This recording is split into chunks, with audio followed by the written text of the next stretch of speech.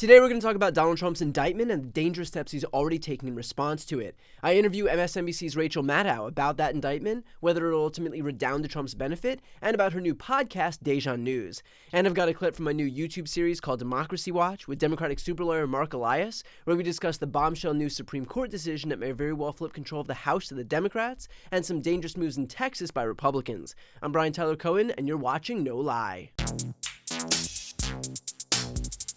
So, obviously, a historic moment right now with Donald Trump becoming the first former president in American history to be indicted by the Justice Department. This comes in the aftermath of him becoming the first former president to be indicted by the Manhattan DA's office, and he'll most likely be the first former president to be indicted by the DOJ again for inciting an insurrection on January 6th, and in Fulton County, Georgia, for pressuring the Secretary of State, Brad Raffensperger, to find 11,780 votes that didn't exist. So yeah, I'd say we're officially in the find out phase.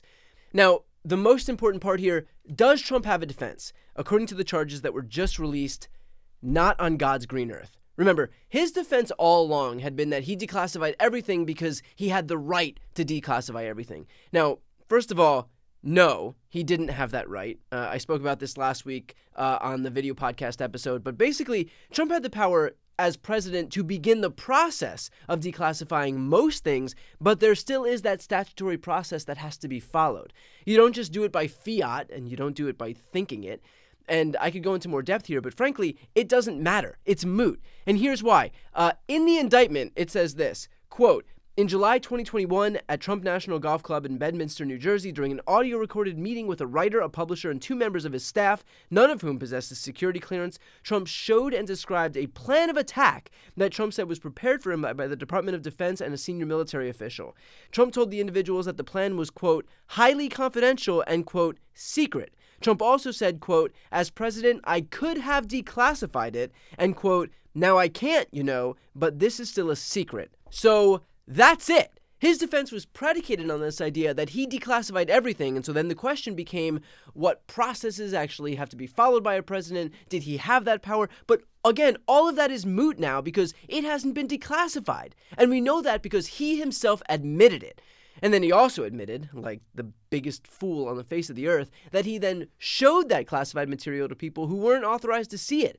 I mean, it really truly is amazing how, on one hand, there is whatever Trump himself says in his own defense, but then on the other hand, there's what Trump actually did, and how those two things are polar opposites from one another.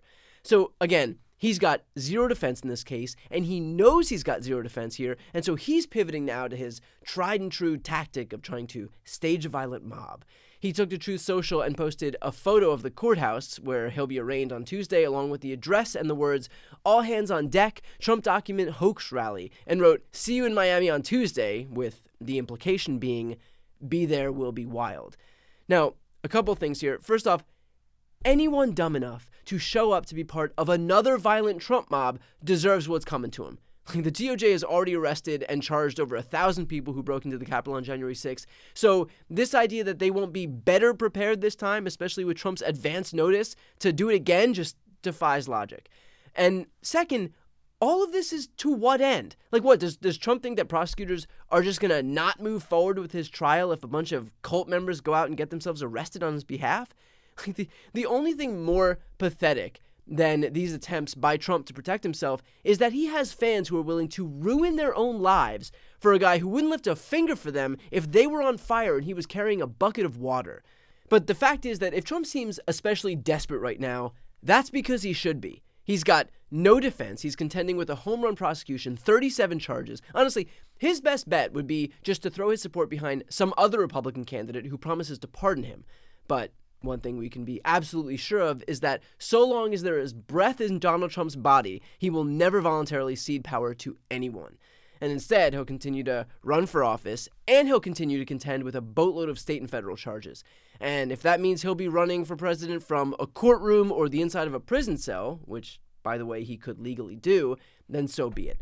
Trump and his supporters were big fans of locking up politicians who mishandled classified documents.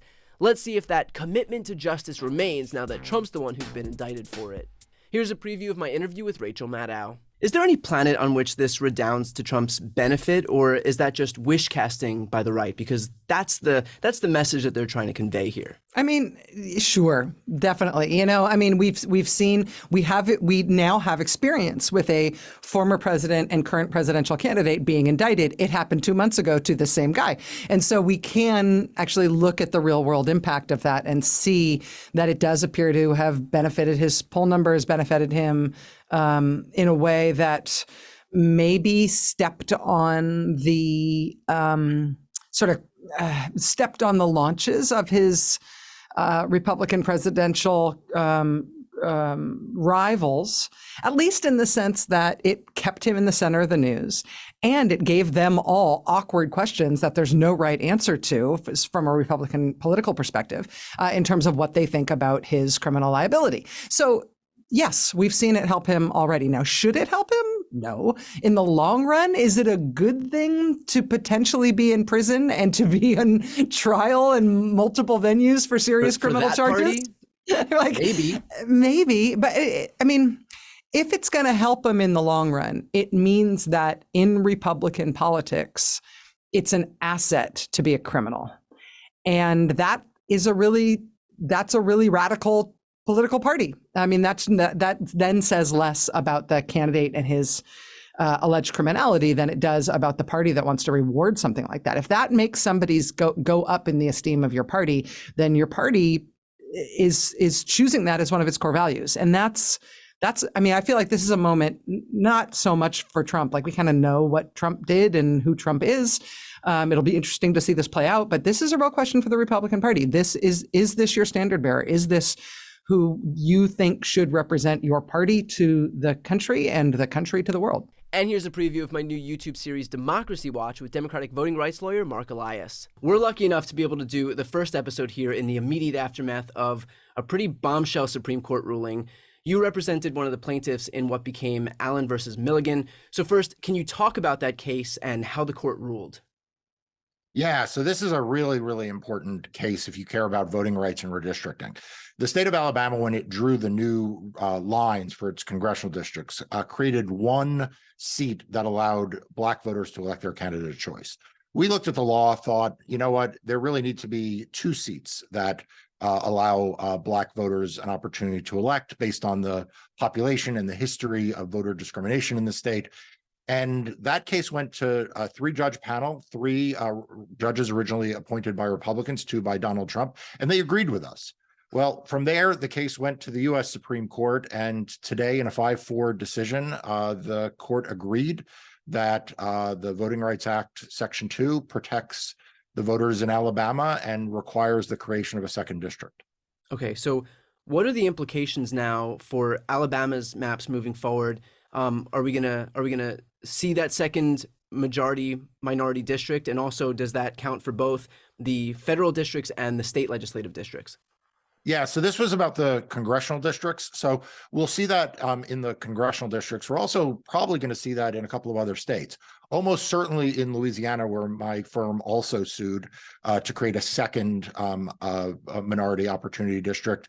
Also in Georgia, my law firm brought a lawsuit, and I expect in each of those states you'll see a court order the creation of an additional minority opportunity district. And then the real test is going to be states like Texas, where my firm and others are involved in litigation, and where you could see a number of seats, Hispanic and Black opportunity districts created.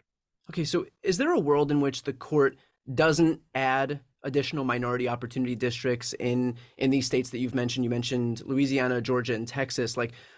Or will the Milligan precedent now basically ensure that this is what happens? Yeah, so I think the Milligan case makes sure that will happen in Alabama, really, and also Louisiana. I think Georgia is a half step behind in that the court there has not yet ruled, although I think it is likely to rule following this precedent that the same is true in Georgia, and Texas is a little bit more fluid.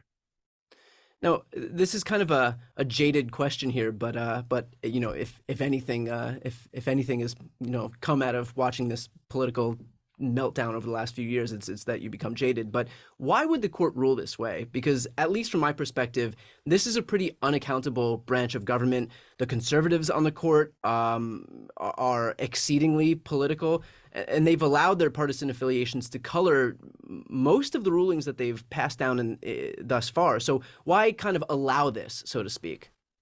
Yeah, so I think there are a few things going on here that may explain the coalition that you saw in this case of the three liberals, Justice Kavanaugh and the Chief Justice. The first is, remember that when the Supreme Court struck down Section 5 of the Voting Rights Act in 2013, that was pretty traumatic for the country. And the court got a lot of blowback. And that opinion had been authored by the Chief Justice. And in that opinion, he went out of his way to say that nothing in that case would affect Section 2 of the Voting Rights Act, which is what we're talking about here. So part of this may be that the Chief Justice feels like he needed to stay in that lane. Interestingly, Justice Kavanaugh seemed to lean in on the idea of precedence and the fact that in stare decisis, and the fact that this interpretation of the Voting Rights Act goes all the way back to the 1980s and didn't want to overturn that. Now that's kind of interesting in light of what we saw with Dobbs and elsewhere. But maybe the court just felt like in this area the law has been so settled that this is where we wind up. To watch my full interview with Rachel Maddow and the first episode of my new series with Mark Elias, click the thumbnails right here on this screen. You can also listen to the audio version of this podcast. That link is on the screen as well. And finally, to see more of my content, make sure to subscribe.